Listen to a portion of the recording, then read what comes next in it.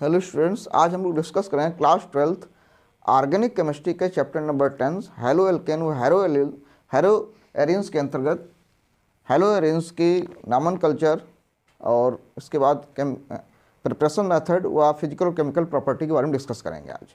तो देखिए hello arenes क्या होते हैं। जिस प्रकार से हेलो एल्केन बारे में स्टूडेंट बताया था कि जो एलिफैटिक हाइड्रोकार्बन के एक या एक से अधिक हाइड्रोजन एटम को जब विस्थापित कर दिया जाता है हैलोजन एटम द्वारा तो प्राप्त योगी हैलो एल्केन होते हैं। उसी प्रकार से हैलो एरिन्स क्या होते हैं, जब एरोमेटिक हाइड्रोकार्बन जैसे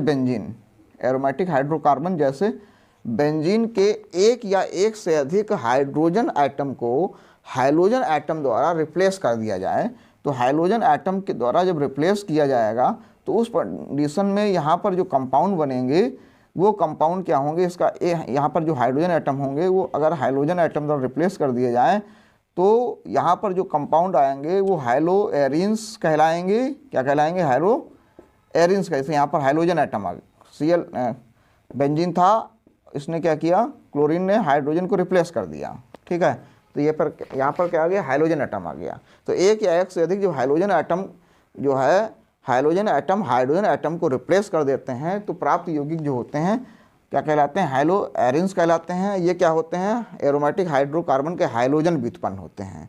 क्या होते हैं, एरोमेटिक हाइड्रोकार्बन के हाइलोजन व्युत्पन्न होते हैं, जिसको हम इस प्रकार से लिख सकते हैं।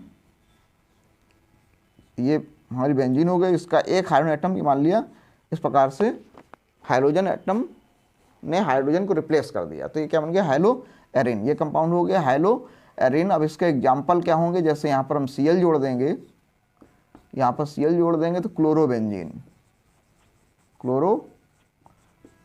हो जाएगा, क्लोरोबेंजीन। अगर यहाँ पर Br आ जाएगा तो ब्रोमोबेंजीन हो जाएगा। ये I आ जाएगा तो क्या हो जाएगा, आयोडोबेंजीन हो जाएगा। ये आयोडोबेंजीन। तो इस प्रकार से ये क्या होते हैं, इसे ब्रोमो लिख देंगे, ब्रोमो बेंजीन।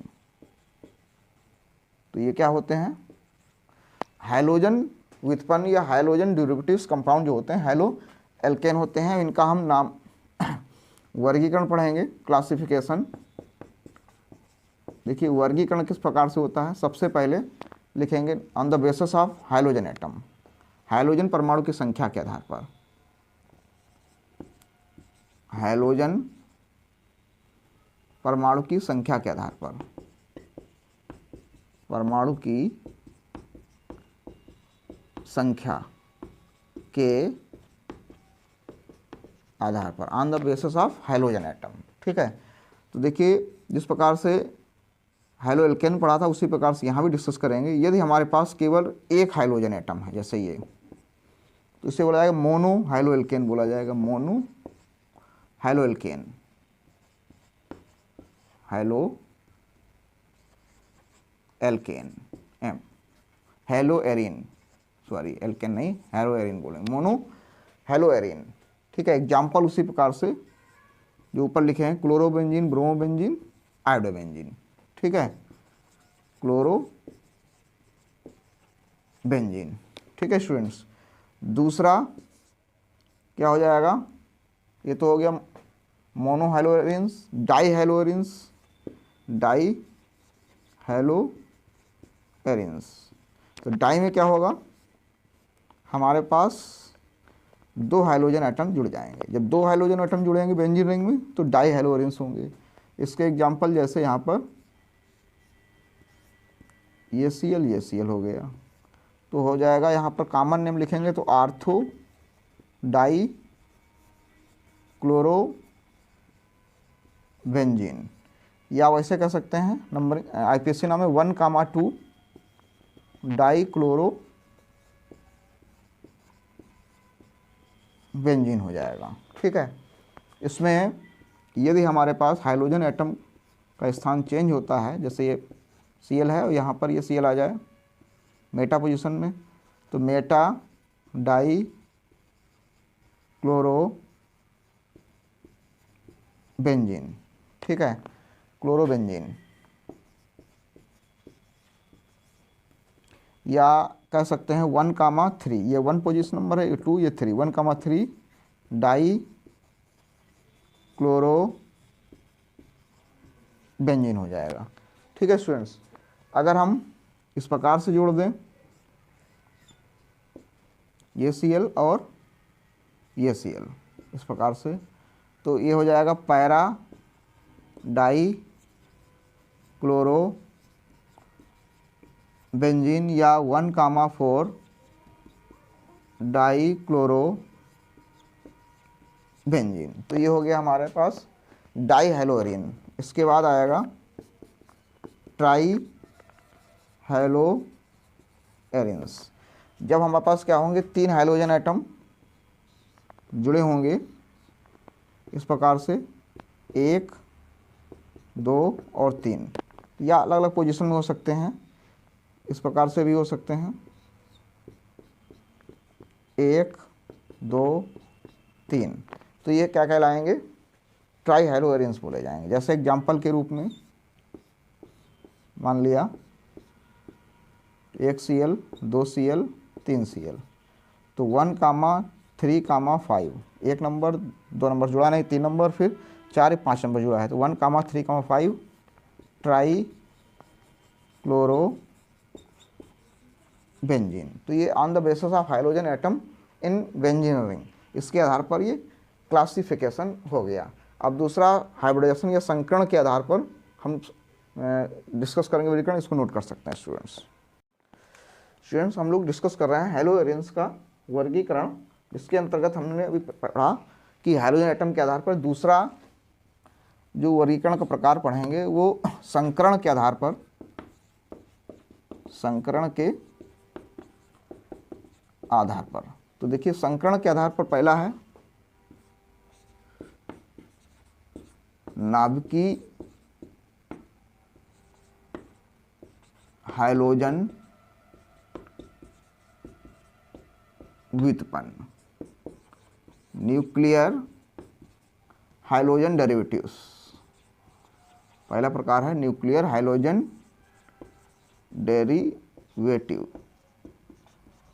तो इसमें क्या होता है कि जो हमारे पास बेंजीन रिंग है, तो बेंजीन रिंग के जितने भी कार्बन एटम्स होते हैं वो सभी लोगों को पता होना चाहिए sp2 हाइब्रिडाइज होते हैं, क्योंकि क्या होता है एकांतर से यहाँ पर डबल बॉन्ड होता है।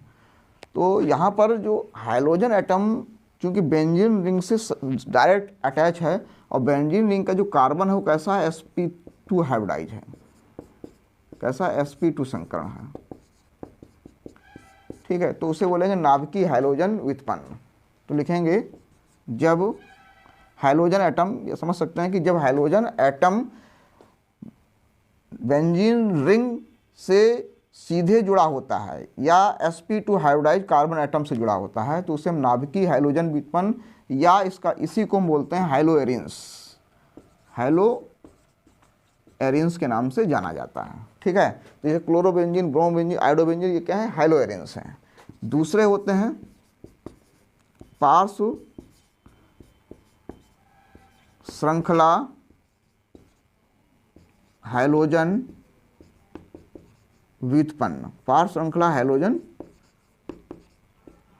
व्युत्पन्न मतलब साइड चेन हाइड्रोजन डेरिवेटिव्स। इसमें क्या होगा कि यहाँ पर जब हाइड्रोजन एटम जो होगा attached the sp2 hybridised atom, इसमें क्या था sp3 यहाँ पर अटैच होता है, यहाँ पर क्या होगा sp2, यहाँ पर क्या होता है हाइड्रोजन, लिख सकते हैं atom attached the sp2 hybridised atom. ठीक है, तो यहाँ पर डायरेक्ट जब बेंजीन रिंग से जुड़ा हुआ तो वो sp2 हाइब्रिडाइज एटम जुड़ा है। यहाँ पर क्या होगा sp3 से होगा, तो sp3 कैसे जुड़ेगा, ये हमारे पास बेंजीन रिंग होगी। ठीक है, अब यहाँ पर ये CH2 ग्रुप होगा और इससे हाइड्रोजन एटम जुड़ा होगा। तो CH2 मतलब यहाँ पर क्या हो गया, देखिए जो बेंजीन रिंग है, बेंजीन रिंग का जो कार्बन है ये तो हमारे पास क्या है, यहाँ पर जो कार्बन sp2 हाइब्रिडाइज होगा, लेकिन इससे नेक्स्ट कार्बन होगा, इसमें क्या होंगे, 2 हाइड्रोजन हो गए, 1 हाइड्रोजन हो गया ये। तो देखिए 1 2 3 4 बाड हैं, 4 बाड होने के कारण ये क्या होगा, sp3 हाइब्रिडाइज क्या होगा, कैसा होगा, ये जो कार्बन होगा sp3 हाइब्रिडाइज होगा। ठीक है, तो जब hydrogen atom sp3 hybridise atom से जुड़ा होता है तो उसे हम पार्श्व श्रृंखला हाइड्रोजन व्युत्पन्न साइड चेन हाइड्रोजन डेरिवेटिव्स के नाम से जानते हैं। जैसे लिख सकते हैं इसको इस प्रकार से, यहाँ पर CH2Cl तो हो गया benzyl chloride, benzyl chloride common name है, IPC नेम हो जाएगा फेनिल, ये फेनिल हो गया, ये हो गया फेनिल क्लोरोमेथेन, फेनिल क्लोरोमेथेन। ठीक है स्टूडेंट्स, अब यहाँ पर क्या करें, हाइड्रोजन एटम नंबर्स इंक्रीज कर देंगे, हाइड्रोजन डिक्रीज कर देंगे, CHCl2 कर दो, तो ये बेंजिल से बेंजल हो जाएगा, ये बेंजल क्लोराइड। तो इसे लिख सकते हैं फेनिल डाइक्लोरोमेथेन। और यदि हम क्या करें, यहाँ पर तीनों हाइड्रोजन एटम रिप्लेस करके तीनों हाइड्रोजन एटम जोड़ दें तो फेनिल ट्राइक्लोरो बेंजीन। तो यहाँ पर ये पार्श्व श्रृंखला या साइड चेन हाइड्रोजन डेरिवेटिव्स हैं, क्योंकि direct hydrogen atom benzene ring से नहीं अटैच है, और जिस कार्बन से अटैच है वो कैसा है, sp3 हाइब्रिडाइज है। तो ये है जो यहाँ पर नामन कल्चर पढ़ा, सॉरी क्लासिफिकेशन, उसका बेस था वो हाइब्रिडाइजेशन sp2 है तो नाभिकीय हाइड्रोजन व्युत्पन्न, अगर ये हाइब्रिडेशन sp3 है तो पार्श्व चेन हाइड्रोजन व्युत्पन्न। अब हम डिस्कस करेंगे हैलो एरेंस के बनाने की मुख्य विधियाँ, प्रिपरेशन मेथड्स, इसको नोट। हेलो स्टूडेंट्स, अभी हम लोग डिस्कस कर रहे थे हैलो एल्कीन के वर्गीकरण के बारे में, और हम लोग डिस्कस करेंगे इसके प्रिपरेशन मेथड के बारे में। तो देखिए सबसे पहले हम लोग बनाएंगे एरोमेटिक हाइड्रोकार्बन के हाइलोजनेशन या हाइलोजनीकरण के द्वारा, ये सबसे साधारण मेथड है। इसमें हम क्या करेंगे, सीधे जो हमारे पास जो बेंजीन होगी एरोमेटिक हाइड्रोकार्बन बेंजीन की, सीधे जो है साधारण टेम्परेचर पर डार्क में अंधेरे में ही Fe या FeCl3 से रिएक्शन करा देंगे अंधेरे में, तो ये क्लोरोबेंजीन बना देगा। ये यहाँ पर क्या बन जाएगा, क्लोरोबेंजीन बन जाएगा। इसी प्रकार से ये सेकंड मेथड हो गया। दूसरा, यहाँ पर हम अगर ब्रोमोबेंजीन बनाना है तो इसकी रिएक्शन Br2 करा देंगे, Fe और एनहाइड्रस FeCl3 या AlCl3 भी हो सकता है, FeCl3 हो सकता है और AlCl3 या ArBr3 होगा, ArBr3। ठीक है, अंधेरे में रिएक्शन होगी तो ब्रोमोबेंजीन बन जाएगी इस प्रकार से, ये ब्रोमोबेंजीन बन जाएगी। ठीक है, इसके अतिरिक्त टॉल्यूइन की भी रिएक्शन हम डायरेक्ट करा दें क्लोरीन से, Fe या FeCl3 की प्रेजेंस में, तो आर्थो क्लोरोटॉल्यूइन, ये आर्थो क्लोरोटॉल्यूइन बन जाएगी, क्लोरोटॉल्यूइन, और पैरा क्लोरोटॉल्यूइन बन जाएगी, क्लोरोटॉल्यूइन बन जाएगी। ठीक है स्टूडेंट्स, ये तो फर्स्ट मेथड हो गया, लेकिन जो सबसे इम्पोर्टेंट है, हम शॉर्ट नोट में पीछे पढ़ के आए हैं, सैंडमायर अपक्रिया के द्वारा। सैंडमायर अपक्रिया में क्या होता है कि हमारे पास एनिलीन जो होगा एनिलीन की सोडियम नाइट्राइड, ठंडे में ही सोडियम नाइट्राइड और हाइड्रोक्लोरिक सॉल्यूशन बहुत ही लो टेम्परेचर पर 273 से 278 केल्विन पर क्रिया होती है। तो HNO2 बनेगा यहाँ पर प्लस NaCl। ठीक है। अब ये जो बेंजीन डाइजोनियम क्लोराइड है, सॉरी एनिलीन है CCH5NH2, इसकी जब रिएक्शन होगी किसके साथ में, बहुत ही लो टेम्परेचर पर HNO2 और HCl के साथ में 273 से 278 केल्विन के बीच में, तो बन जाएगा यहाँ पर NNN2Cl, C6H5N2Cl बनेगा, प्लस यहाँ पर ट्वाइस H2 बन जाएगा। ये फ्रेशली प्रिपेयर्ड करते हैं। अब हम बेंजीन डाइजोनियम क्लोराइड जो है इसकी रिएक्शन अगर हम करा देंगे CuCl/HCl से 333 केल्विन पर। ठीक है स्टूडेंट्स, तो यहाँ पर बन जाएगा C6H5Cl, क्लोरोबेंजीन और नाइट्रोजन बाहर निकल जाएगी। अगर C6H5N2Cl की रिएक्शन करा दें हम CuBr/HCl के साथ में 333 केल्विन पर, तब भी यहाँ पर ब्रोमोबेंजीन C6H5Br बन जाएगा प्लस N2 बन जाएगा और यहाँ पर CuCl बाहर निकल जाएगा। ये तो हो गए स्टैंडमायर क्रिया। ऐसे ही होती है गाटरमान अपक्रिया। गाटरमान जो पीछे हमने शार्टकट पढ़ाई है, फुल वीडियो वहाँ से देख सकते हैं, विद लैंग्वेज लिखा हुआ है। तो यहाँ भी क्या होता है, पहले हम फ्रेशली प्रिपेयर कर लेंगे बेंजीन डाइजोनियम सॉल्ट को, और बेंजीन डाइजोनियम सॉल्ट को फ्रेशली प्रिपेयर करने के बाद इसकी रिएक्शन करा देंगे हम किसके साथ में, कॉपर और HCl की प्रेजेंस में। ठीक है, तो यहाँ N2 निकल जाएगा और ये बन जाएगा C6H5Cl और ये CuCl बाहर आ जाएगा ये। ठीक है, ऐसे ही C6H5N2Cl की रिएक्शन अगर हम करा दें Cu और HBr के साथ में, तो यहाँ भी N2 निकल जाएगा, C6H5Br आ जाएगा और ये CuBr प्लस N2 पर भी होगा। ठीक है स्टूडेंट्स, तो हम स्टैंडमायर अपक्रिया प्रयोग करके भी बना सकते हैं क्लोरोबेंजीन और ब्रोमोबेंजीन, और गाटरमान अपक्रिया के द्वारा भी हम क्लोरोबेंजीन और ब्रोमोबेंजीन बना सकते हैं। बस अंतर क्या है कि स्टैंडमायर अपक्रिया में हम CuCl और HCl के साथ 3 केल्विन पर गर्म करेंगे क्लोरोबेंजीन बनाने के लिए, और ब्रोमोबेंजीन बनाने के लिए CuBr और HBr यहाँ पर HBr के साथ हीट करेंगे। लेकिन गाटरमान में क्या होगा, बेंजीन डाइजोनियम सॉल्ट को कॉपर HCl के साथ, कॉपर और HBr के साथ गर्म करेंगे, CuCl मतलब क्लोरोबेंजीन और ब्रोमोबेंजीन बनाने के लिए। ये अंतर है कि स्टैंडमायर में हम लेंगे CuCl HCl, ठीक है, जबकि गाटर में केवल कॉपर लेंगे।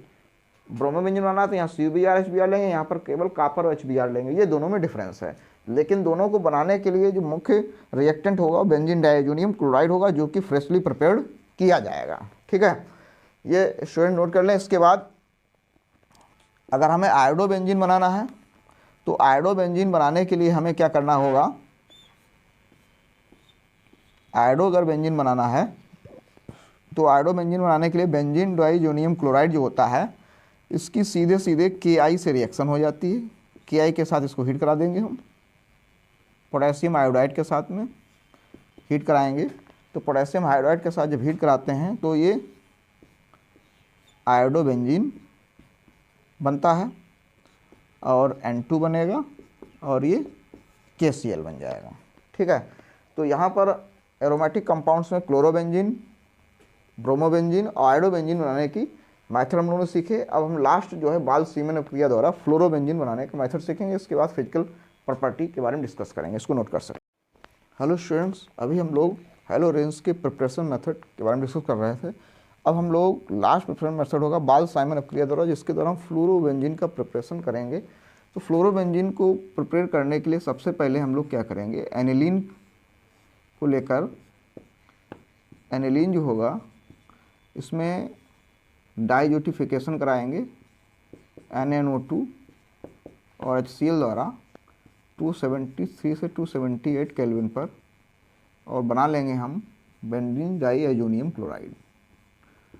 और बेंजीन डाईएजोनियम क्लोराइड जब बन जाएगा N2Cl, इसकी रिएक्शन फ्लोरोबोरिक एसिड HBF4 से करा देंगे। जैसे ही HBF4 से रिएक्शन होगी तो ये HCl बाहर निकल जाएगा और ये बन जाएगा N2BF4, benzene diazonium टेट्राफ्लोरोबोरेट, benzene diazonium टेट्राफ्लोरोबोरेट।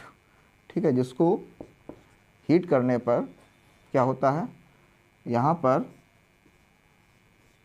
ये नाइट्रोजन निकल जाएगी N2 के फॉर्म में,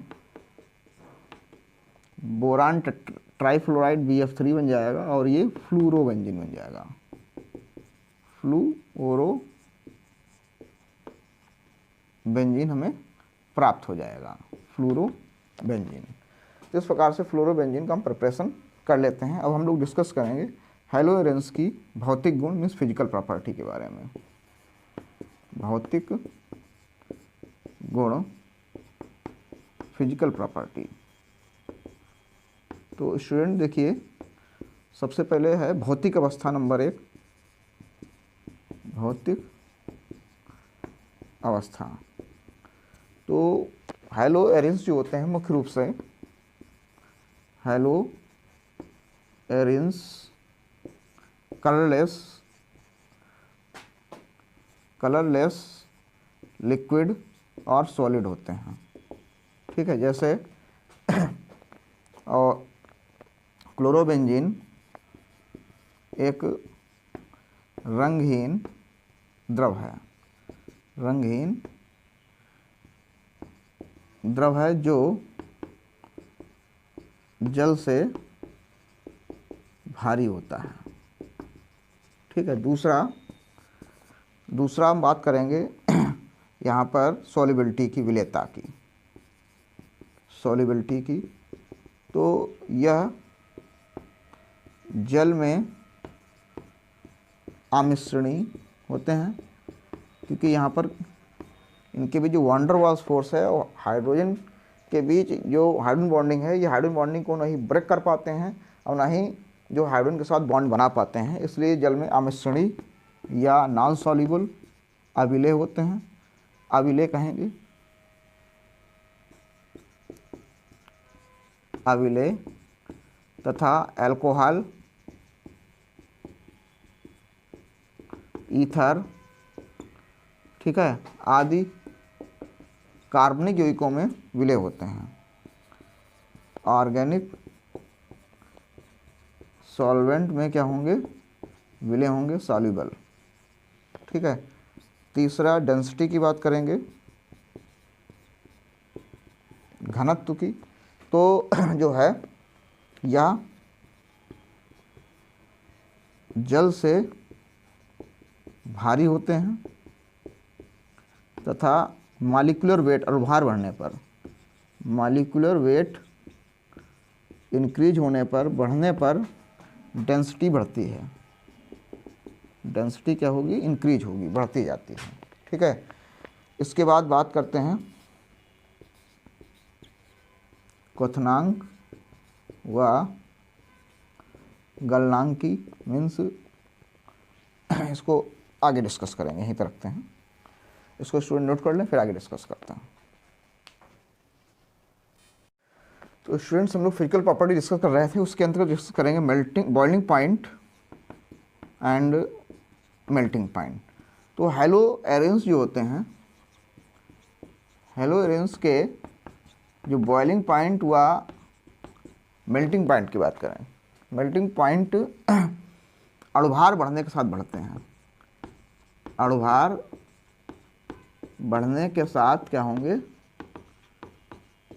बढ़ते हैं, क्योंकि वांडर वाल्स फोर्स बढ़ता है, क्योंकि वांडर वाल्स फोर्स बढ़ता जाता है, वांडर वाल्स फोर्स बढ़ता है, वैन डर वाल्स बल का मान बढ़ता है। जैसे क्लोरोबेंजीन की बजाय ब्रोमोबेंजीन का मेल्टिंग बॉइलिंग पॉइंट ज़्यादा होगा, क्योंकि यहाँ पर Cl की कंपेयरिंग में Br का मॉलिक्यूलर वेट ज़्यादा होगा, और आयोडीन का सबसे ज़्यादा होगा, क्योंकि I का साइज और बॉइलिंग मॉलिक्यूलर वेट्स ब्रोमीन और आयोडीन से ज़्यादा होगा, और क्लोरीन का फ्लोरीन से ज़्यादा होगा। इस प्रकार से ये चेंज होते रहते हैं, ठीक है। Increasing order of boiling point and melting point. अब इसमें हम लोग बात करेंगे सेकेंड आपके समावयवी डाई हाइलोजन व्युत्पन्न, जैसे आर्थो डाइक्लोरोबेंजीन, मेटा डाइक्लोरोबेंजीन और पैरा डाइक्लोरोबेंजीन, 3 कंपाउंड हैं।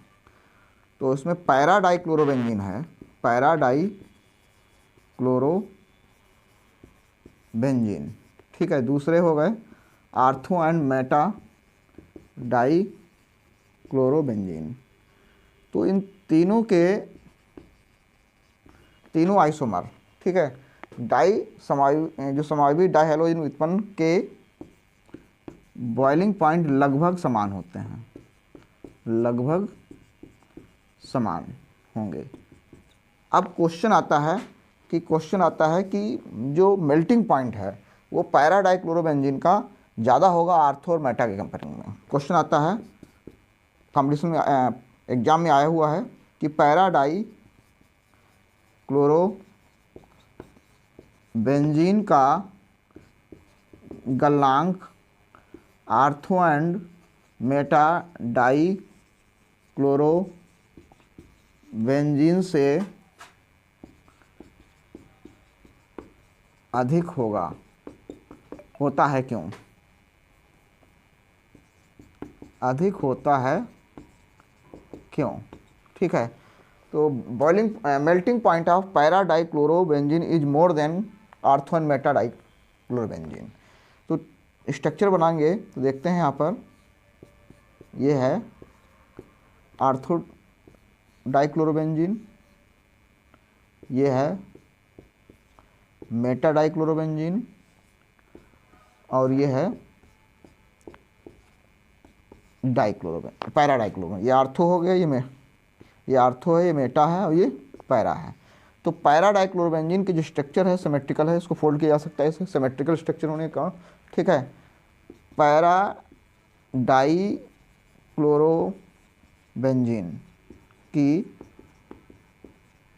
संरचना सिमेट्रिकल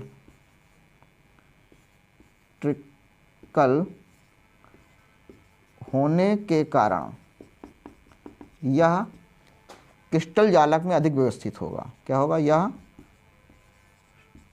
क्रिस्टल जालक लैटिक में अधिक व्यवस्थित होगा, जिससे अंतर आणविक आकर्षण बल को तोड़ने के लिए अधिक ऊर्जा की आवश्यकता होगी, और जितनी ज़्यादा ऊर्जा इनके बीच के बॉन्ड को तोड़ने के लिए चाहिए, जैसे एक पैरा डाइक्लोरोबेंजीन है, दूसरा पैरा डाइक्लोरोबेंजीन, तीसरा पैरा, सभी अणु जो होंगे वो क्रिस्टल जालक में अधिक व्यवस्थित होंगे, इसलिए इनको अलग करने के लिए ज़्यादा ऊर्जा देनी पड़ेगी। इसलिए इनके गलनांक जो होंगे, पैरा डाइक्लोरोबेंजीन गलनांक जो होगा आर्थो और मेटा डाइक्लोरोबेंजीन से क्या हो जाएगा? उच्च हो जाएगा। ये एक बहुत ही इंपॉर्टेंट क्वेश्चन है, इसको नोट कर लें स्टूडेंट्स। अब हम लोग डिस्कस करेंगे हैलो एरेंस की केमिकल प्रॉपर्टी। देखिए, केमिकल प्रॉपर्टी को डिस्कस करने के लिए सबसे पहले हमें पता होना चाहिए कि हैलो एरेंस में जो हाइलोजन है, हाइलोजन और बेंजीन, इनके बीच की बॉन्डिंग किस प्रकार से होती है, ठीक है। तो इसके लिए हम लोग यहाँ पर रेजोनेंस देखेंगे। हमारे पास मान लिया क्लोरोबेंजीन है ये, तो क्लोरोबेंजीन में क्या होते हैं, क्लोरीन एटम पास इस प्रकार से तो क्लोरीन एटम क्या करेगा, यहाँ पर रेजोनेंस के कारण क्लोरीन के ये 2 इलेक्ट्रॉन जो होंगे शेयर हो जाएंगे इस कार्बन पर, ठीक है। और ये जो इलेक्ट्रॉन हैं बेंजीन रिंग के, ये कार्बन के इलेक्ट्रॉन आ जाएंगे सेकेंड कार्बन पर ड्यू टू रेजोनेंस। तो जब रेजोनेंस होगा तो कार्बन और क्लोरीन के बीच इस प्रकार से डबल बॉन्ड आ जाएगा, क्योंकि ये इलेक्ट्रॉन, कार्बन का इलेक्ट्रॉन इस कार्बन के पास आ गया, ठीक है। तो ये डबल बॉन्ड हो गया। अब यहाँ पर 2 2 4 और 2 6 इलेक्ट्रॉन बचे, जबकि क्लोरीन के इलेक्ट्रॉन होते हैं 7, तो 1 इलेक्ट्रॉन कम हो गया, पॉजिटिव चार्ज आ गया। यहाँ पर ये इलेक्ट्रॉन शिफ्ट हो गया इस कार्बन पर, यहाँ पर नेगेटिव चार्ज होगा और ये एक लोन पेयर आ जाएगा, ये लोन पेयर आएगा और ये नेगेटिव चार्ज होगा। अगले स्टेप में क्या होगा, ये दोनों इलेक्ट्रॉन शिफ्ट हो जाएंगे इस कार्बन पर, ठीक है, और ये इलेक्ट्रॉन आ जाएंगे यहाँ बॉन्डिंग कर लेंगे ऐसे आके, ठीक है।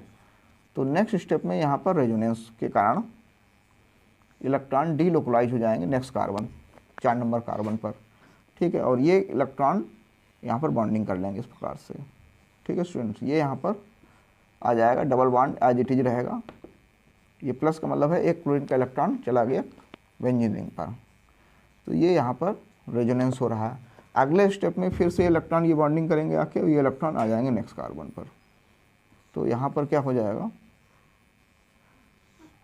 इस प्रकार से ये बॉन्डिंग हो जाएगी, ये बॉन्डिंग हो जाएगी और ये लोन पेयर आ जाएगा इस प्रकार से,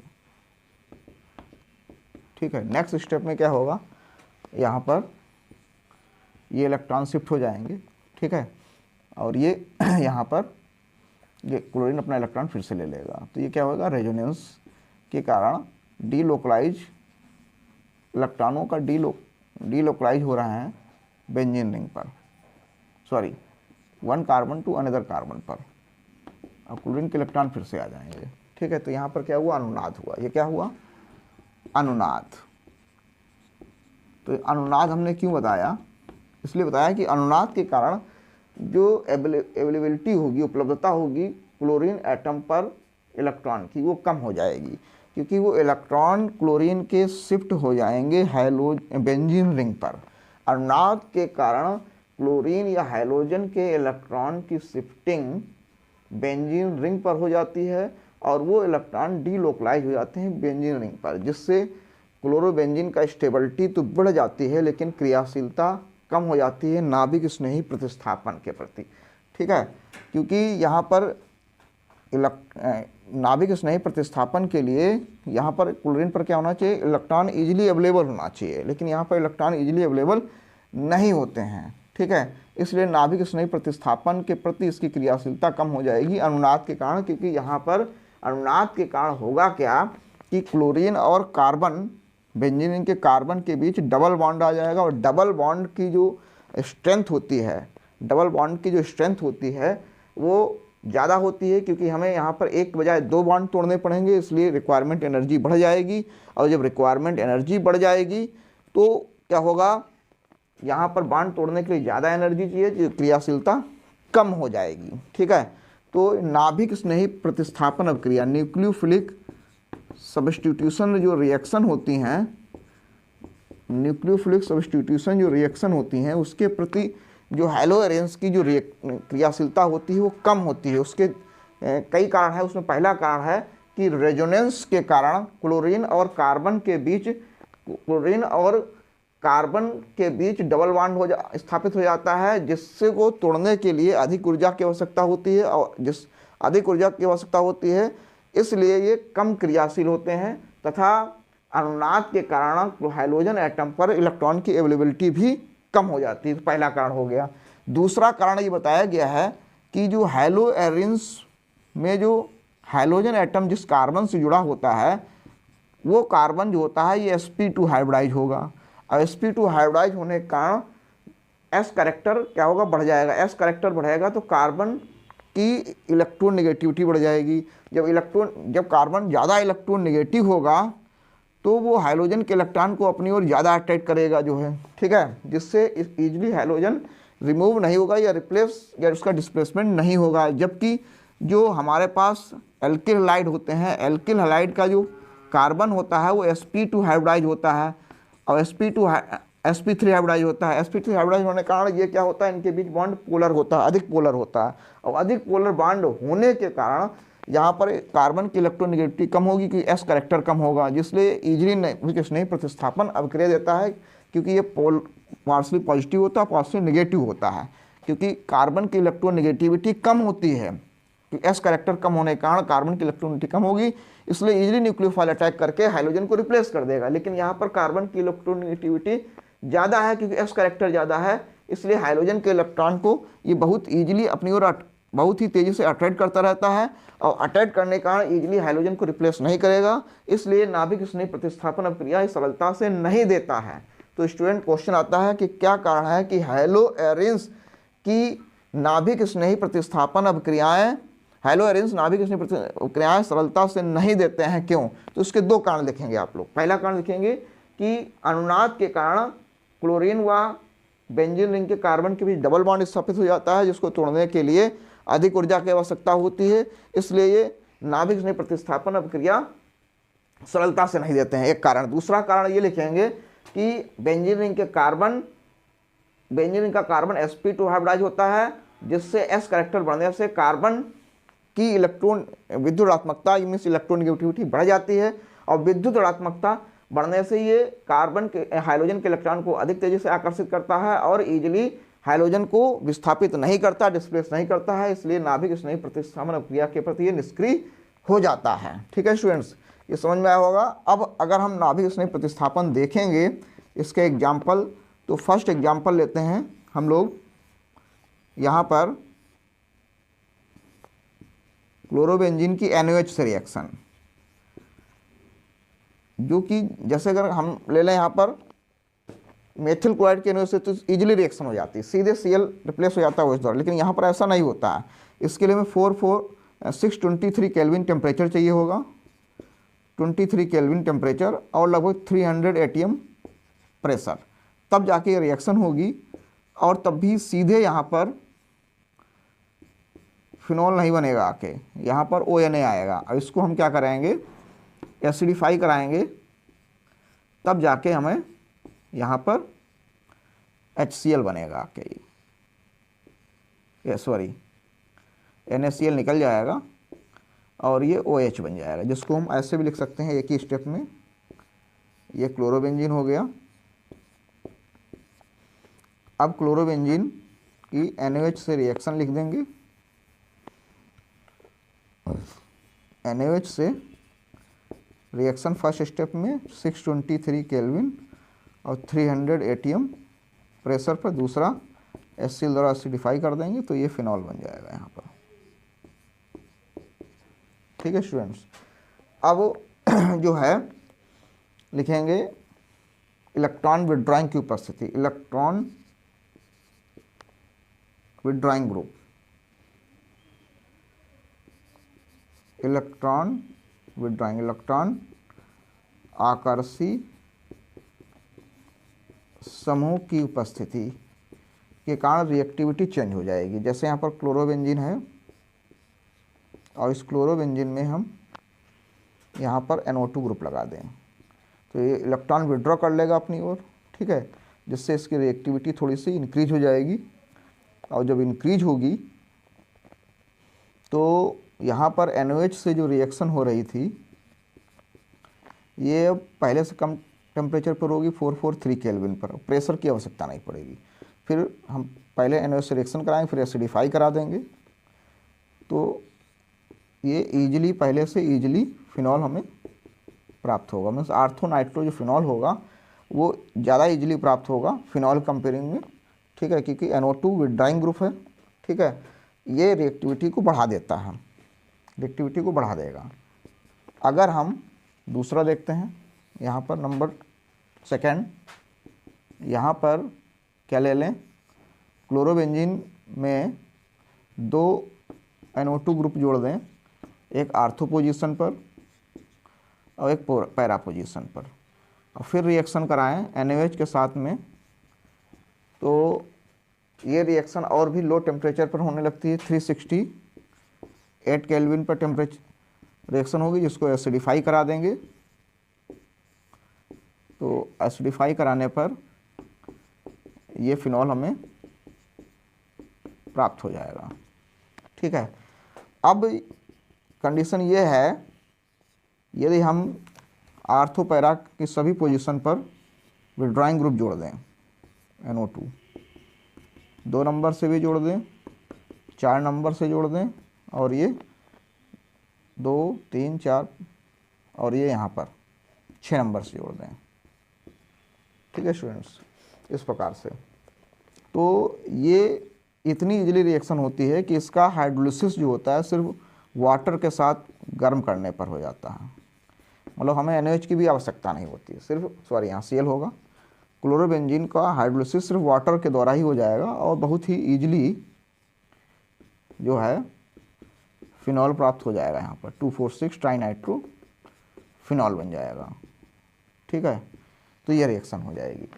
तो स्टूडेंट्स, हमने यहाँ पर सीखा कि जो क्लोरोबेंजीन या हैलोएरेंस जो होते हैं वो नाभिक स्नेह प्रतिस्थापन अभिक्रिया सरलता से नहीं देते हैं, क्योंकि ड्यू टू रेजोनेंस इनकी स्टेबिलिटी बढ़ जाती है, जिससे क्लोरीन पर हाइड्रोजन की क्लोरीन या हाइड्रोजन पर इलेक्ट्रॉन की अवेलेबिलिटी कम हो जाएगी, क्योंकि क्लोरीन और बेंजीन रिंग के कार्बन के भी डबल बॉन्ड स्थापित हो जाएगा, जिसको तोड़ने की अधिक ऊर्जा की आवश्यकता होगी, इसलिए अधिक स्टेबल होंगे और क्रियाशीलता कम हो जाएगी। दूसरा कारण कार्बन बेंजीन रिंग के कार्बन पर sp2 हाइब्रिडाइजेशन संकरण होता है, जो कि कार्बन की विद्युदात्मकता में इलेक्ट्रोनेगेटिविटी बढ़ा देता है और क्रियाशीलता जिससे कम हो जाती है, क्योंकि ये हाइड्रोजन के साथ प्रबल बॉन्ड बना लेता है। ठीक है, अब यहाँ पर जो नाभिक स्नेह प्रतिस्थापन क्रिया दिखाई गई वो केवल NaOH के साथ में है।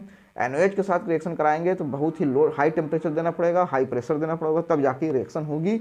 लेकिन यदि हम इलेक्ट्रॉन विड्रॉइंग ग्रुप लगा दें तो इलेक्ट्रॉन विड्रॉइंग ग्रुप क्या करता है कि NaOH की क्रियाशीलता को थोड़ा सा जम कर देगा। ठीक है, जिससे क्योंकि NO2 क्या होता है, इलेक्ट्रॉन अपनी ओर जो इनके इलेक्ट्रॉन जो है अपनी ओर खींच लेगा, जिससे क्रियाशीलता बढ़ जाएगी और ये पहले से लो टेम्परेचर पर होने लगेगी।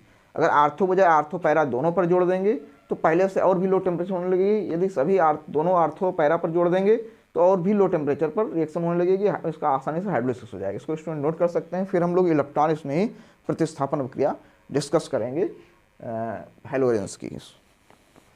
स्टूडेंट्स, अभी हम लोग हैलोएरेंस के केमिकल प्रॉपर्टी के अंतर्गत न्यूक्लियोफिलिक सब्स्टिट्यूशन रिएक्शन डिस्कस कर रहे थे। अब हम लोग डिस्कस करेंगे इलेक्ट्रोफिलिक सब्स्टिट्यूशन रिएक्शन। देखिए, जो हैलोएरेंस हैं मीन्स क्लोरोबेंजीन में रेजोनेंस के कारण जो बेंजीन रिंग जो होती है, बेंजीन रिंग के आर्थो और पैरा, ये दो ऐसे कार्बन एटम होते हैं, आर्थो और पैरा दो ऐसे कार्बन एटम होते हैं जिन पर इलेक्ट्रॉन या लोन पेयर की उपलब्धता बढ़ जाती है, इलेक्ट्रॉन डेंसिटी बढ़ जाती है। इलेक्ट्रॉन डेंसिटी बढ़ जाने के कारण ये कैसे हैं, निगेटिव हो जाएंगे। और जब निगेटिव स्पीसीज होगी तो उसकी ओर कौन अट्रैक्ट होगा, पॉजिटिव स्पीसीज। और पॉजिटिव स्पीसीज कौन से होते हैं, इलेक्ट्रॉन स्नेही। इलेक्ट्रॉन स्नेही मतलब ऐसी स्पीसीज होती हैं, इलेक्ट्रॉन स्नेही ऐसी स्पीसीज होती हैं जिनके पास इलेक्ट्रॉन की कमी होती है। अब इलेक्ट्रॉन की कमी होने के कारण जो है इलेक्ट्रॉन डिफिशियंसी या इलेक्ट्रॉन कमी होती है, इसलिए वो ऐसे एटम या ऐसी स्पीसीज की ओर अट्रैक्ट होते हैं जिनके पास इलेक्ट्रॉन की अधिकता होती है। तो इलेक्ट्रॉन की अधिकता कहाँ है, आर्थो, बेंजीन रिंग के आर्थो और पैरा पर इलेक्ट्रॉन की अधिकता है, तो इसलिए बेंजीन रिंग की ओर आसानी से अट्रैक्ट होकर इलेक्ट्रोफिलिक सब्स्टिट्यूशन रिएक्शन देते हैं, नाभिक स्नेह प्रतिस्थापन अभिक्रियाएं देते हैं। तो ये क्वेश्चन आता है कि हैलोएरेंस या क्लोरोबेंजीन इलेक्ट्रॉन स्नेह प्रतिस्थापन अभिक्रिया सरलता से देता है, क्यों? तो इसका आंसर यही लिखेंगे कि हैलोएरेंस या क्लोरोबेंजीन के आर्थो और पैरा कार्बन पर अनुनाद के कारण इलेक्ट्रॉन डेंसिटी बढ़ जाती है, जिससे सरलता से इलेक्ट्रोफिलिक सब्स्टिट्यूशन रिएक्शन देते हैं। तो इसके अंतर्गत पहले हम पढ़ेंगे क्लोरीनीकरण।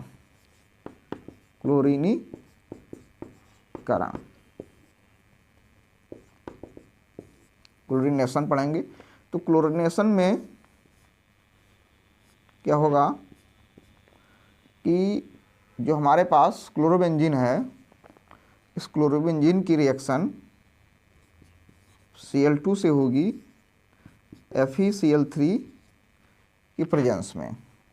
ठीक है स्टूडेंट्स, तो ये हमारे पास जब FeCl3 से रिएक्शन होगी तो Cl इस प्रकार से 2 नंबर कार्बन जुड़ सकता है और 4 नंबर कार्बन से जुड़ सकता है। तो ये 1,2 डाई क्लोरो बेंजीन बनेगा और ये 1,4 डाई क्लोरो बेंजीन बनेगा। ये माइनर प्रोडक्ट होगा, माइनर प्रोडक्ट, और ये मेजर प्रोडक्ट होगा, क्योंकि यहाँ पर आर्थो में क्या होगा, दोनों हाइड्रोजन पास पास होंगे, जिससे रिपल्सन होगा, रिपल्सन के कारण स्टेबिलिटी घटेगी, इसलिए माइनर होगा। यहाँ पर ये पैरा वाला पोजीशन कार्बन हाइड्रोजन जो होगा वो ज़्यादा स्टेबल होगा, इसलिए मेजर प्रोडक्ट होगा। क्लोरिनेशन के बाद नाइट्रेशन पढ़ेंगे, नाइट्रीकरण। नाइट्रीकरण, नाइट्रीकरण में क्या होगा कि क्लोरोबेंजीन की जो रिएक्शन है ये हम नाइट्रिक एसिड से कराएंगे, वो भी concentrated nitric acid in presence of concentrated H2SO4 से। ठीक है, तो आर्थो नाइट्रो क्लोरोबेंजीन बन जाएगा, Cl आर्थो से नाइट्रो जुड़ेगा और फिर पैरा से नाइट्रो जुड़ेगा आके। ठीक है स्टूडेंट्स, तो ये हो जाएगा 1 क्लोरो 2 नाइट्रो नाइट्रोबेंजीन, और ये होगा 1 क्लोरो 2 नाइट्रो बेंजीन। ये होगा मेजर प्रोडक्ट और ये होगा माइनर प्रोडक्ट, ये होगा माइनर। ठीक है स्टूडेंट्स, तो हो गया क्लोरीनीकरण, नाइट्रीकरण। तीसरा होगा सल्फोनीकरण। सल्फोनीकरण, सल्फोनीकरण में क्या होगा, हम क्लोरोबेंजीन की रिएक्शन करा देंगे कंसनट्रेटेड सल्फ्यूरिक एसिड से। ठीक है, तो एक बार सल्फोनिल समूह जुड़ेगा आके आर्थो कार्बन से और एक बार जुड़ जाएगा पैरा कार्बन से। ठीक है स्टूडेंट्स, ये जुड़ेगा पैरा कार्बन से SO3H, तो ये बन गया 2 chloro benzene sulphonic acid, benzene sulphonic acid. अब ये हो जाएगा 4 chloro benzene sulphonic acid, sulphonic acid. ये होगा माइनर प्रोडक्ट और ये होगा मेजर प्रोडक्ट। ठीक है स्टूडेंट्स, तो ये हो गया इलेक्ट्रॉन स्नेह क्रिया के अंतर्गत क्लोरीनीकरण, नाइट्रीकरण, सल्फोनीकरण। लास्ट रिएक्शन पढ़ेंगे फिडेलक्राफ्ट अपक्रिया में एल्काइलेशन और एसाइलेशन, इसको नोट कर सकते हैं स्टूडेंट्स। हेलो स्टूडेंट, इलेक्ट्रॉन स्नेही प्रतिस्थापन अपक्रिया के अंतर्गत हम लोग पढ़ेंगे फिडेलक्राफ्ट अपक्रिया। तो देखिए जो क्लोरोबेंजीन है, क्लोरोबेंजीन में 2 प्रकार की फिडेलक्राफ्ट क्रिया होंगी। एक तो एल्काइलेशन होगा, एल्कलीकरण, जिसमें हम मेथिल क्लोराइड से जब रिएक्शन कराएंगे एनहाइड्रस एल्युमिनियम क्लोराइड के प्रेजेंस में, तो ये बन जाएगा CH3 2 क्लोरो टॉल्यूइन बनेगा, या कह सकते हैं 1 chloro 2 methyl benzene, 1 chloro 2 methyl benzene, और साथ में बनेगा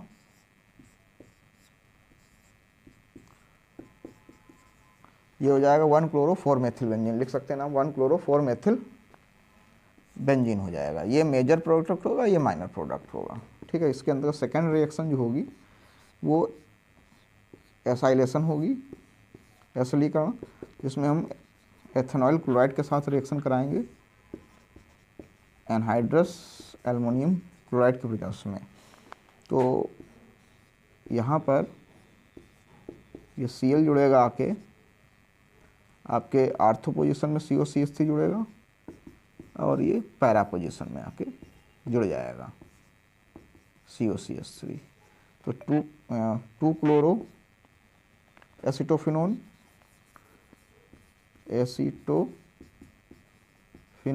मेजर माइनर प्रोडक्ट, माइनर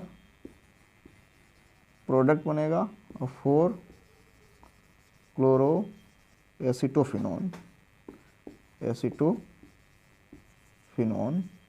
ये बनेगा आपका मेजर प्रोडक्ट।